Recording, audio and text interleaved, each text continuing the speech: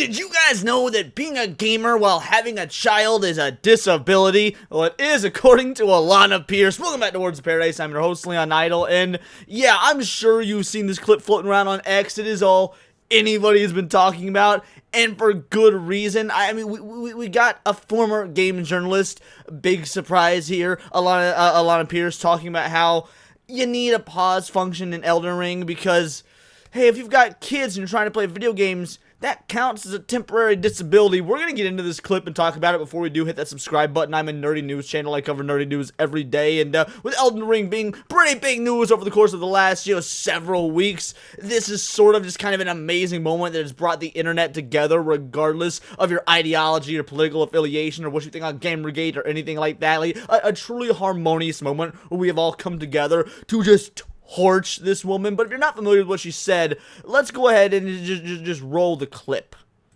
Is consent. There are long-term disabilities, there are situational disabilities, there are temporary disabilities. It counts as a disability where a video game like Elden Ring is concerned if you have a kid.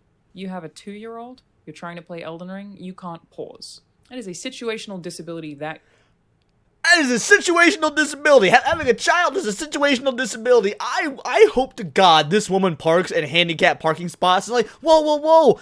I got a situational disability for 18 years, or even better, let's see, if you've ever been to Disney World, people who are in wheelchairs and whatnot, they get like first pick, first dibs on the rides. They get to get up first, and a lot of the times if they're there with their family, the family gets to go with them. So it's like, hey, I should be able to get on the rides at Disney World first. I want to ride Splash Mountain first, and I got an 18-year disability with me. Or the best part, I want to make sure that anyone who's in charge of you figuring out who's in the Special Olympics, we gotta make sure to get Alanah Pearce in there, because not only does she have children, which means she has a temporary disability, she's also clearly retarded, so she'll fit right in. Alanah Pearce for the Special Olympics. You have, where the game not having the option for you to be able to pause, for example, is a hindrance for your particular disability, a situation is consent. Who is she trying to virtue signal to in this? Because, first of all, when you want to virtue signal about, disabilities, accessibility in gaming, which, by the way, not having an easier option of being able to pause is not an accessibility thing, but we'll get to that in a moment. But first, let's focus on who she's trying to virtue signal to here, because the people that care about disabilities and accessibility and stuff like that are usually sort of the woke whiners on the left. People are like, oh, we need everything to be spoon-fed to us, everything to be easy, everything to be handed to us. Those are the same people that are like aborting their kids anyway, so making an appeal to them, like, my life is so hard because I have a kid and that should count as a disability, that's sort of the wrong crowd to send that message to. They ain't a big fan of the little chitlins anyway, but that's just my 2 cents on that matter. But also, let's take that back for a moment. Regardless of having kids, let's take the kids portion out of it. Let's say this is just about being able to pause in the video game. Yeah, if this were like 2005, maybe she'd have an argument. I'm a retro gamer. I grew up. I was playing the PS1, the Dreamcast, the Sega Genesis. My first, the Super Nintendo was my very first. I remember the golden age, the good old days. My favorite game system of all time was the Sega Dreamcast.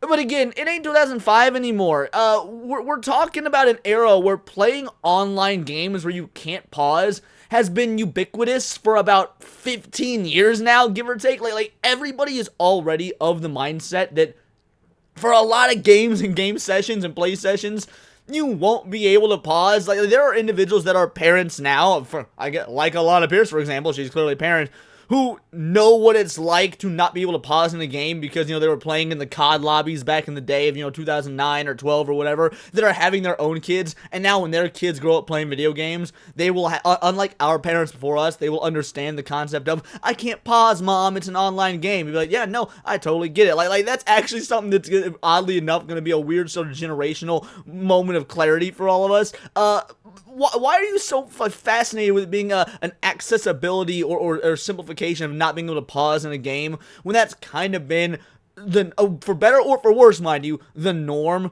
for a decade and a half? Now, I get it. It's a single-player game, although to be fair, you can play Elden Ring online or single-player, so there's some, gray areas there. But it's the way the game is made, the way the game is designed. These games have never had pause buttons. I mean, I've only played a little bit of Dark Souls 2, but I was flabbergasted to find out there was no pause button. but it also didn't really change my experience or thoughts on the game. Like, also, even if you think there should be a pause button, that's not an accessibility issue, or it's not a an easy mode, ease of access, easy, medium, hard sort of issue, which again is what she is trying to make it out to be. It's when I see women like this, you wonder. And now stay with me, because I say women like this. I know it sounds real bad, but stay with me here. When I see women like this, you're sitting there and you're like, yeah. No wonder dudes are always clowning on women for playing video games, claiming they're gamers, because they come out with these absurd takes.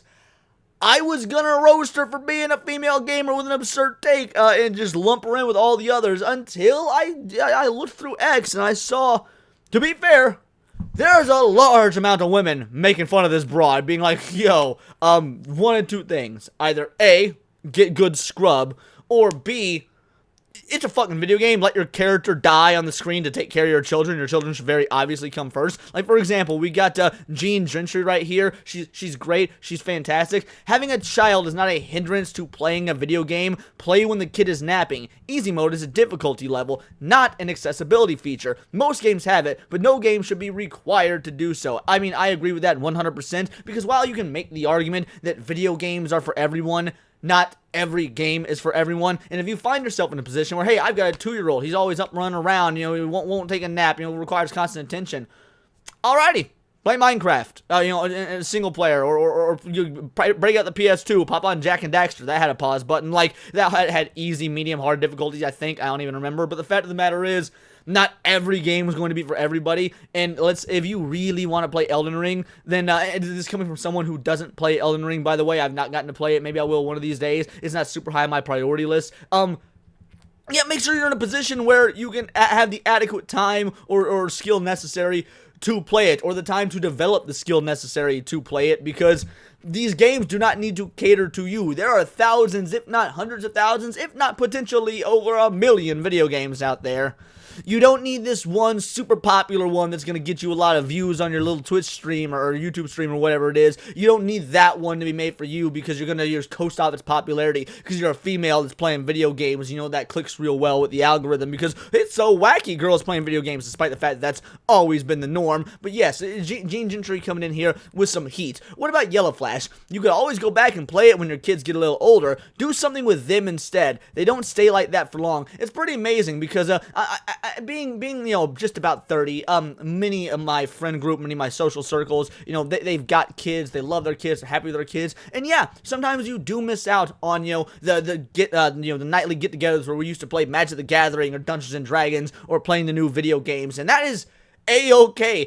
Living your life, being a parent, getting to actually get out there and spend time with their child, that is all so much more fulfilling. Now, I get it. This is her job. I mean, Alanah Pearce is a full-time streamer, so yeah, she's going to have to be playing video games. By the same token, if you can't separate your work life and your home life, then that sounds to me like an issue with you balancing stuff in your life. At that point, it goes beyond just playing video games.